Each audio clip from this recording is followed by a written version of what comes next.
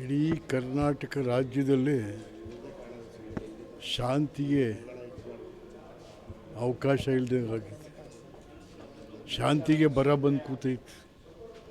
ಎಲ್ಲ ಕಡೆನೂ ಪ್ರಕ್ಷುಬ್ಧತೆ, ಗಲಾಟೆಗಳು, ಕೊಲೆಗಳು, ಆತ್ಮಹತ್ಯೆಗಳು, ಜನಕ್ಕೆ ಸಮಾಧಾನವೇ ಇಲ್ಲ. ಕುಟುಂಬಗಳೇ ನಾಶ ಆಗ್ತಾ ಇದ್ದಾವೆ. ಇದಕ್ಕೆಲ್ಲ ಯಾರು ಕಾರಣ? ಜನ ಕಾರಣ ಅಲ್ಲ, ಜನ ತಂದಂಥ ಸರ್ಕಾರಗಳ ಕಾರಣ ಇದಕ್ಕೆ. ಹಾಗಾಗಿ ಇದಕ್ಕೆ ಸಿದ್ದರಾಮಯ್ಯನವರು ಮುಖ್ಯಸ್ಥರು. ಸರ್ಕಾರಕ್ಕೆ ಅವರು ಉತ್ತರ ಕೊಡಬೇಕು. ಇದಕ್ಕೆ ಸರ್ಕಾರ ಉತ್ತರ ಕೊಡಬೇಕು, ಯಾಕೆ ಹೀಗೆ ಆಗ್ತಾಯಿದೆ ಅಂತೇಳಿ. ಇಂಥ ಆಗ್ತಾ ಇರೋದನ್ನು ಹೇಗೆ ಜನಗಳನ್ನ ವಿಶ್ವಾಸಕ್ಕೆ ತಗೊಂಡು, ಜನಗಳನ್ನ ಸಮಾಧಾನಕ್ಕೆ ತಗೊಂಡು, ಜನ ಸಮಸ್ಯೆಗಳನ್ನು ಜನರಿಂದ ಹೇಗೆ ಬರೆಸುವಂಥದ್ದನ್ನು ಸರ್ಕಾರ ಯೋಚನೆ ಮಾಡಿ ಇದನ್ನು ಪರಿಹಾರ ಮಾಡಬೇಕೆ ಹೊರತು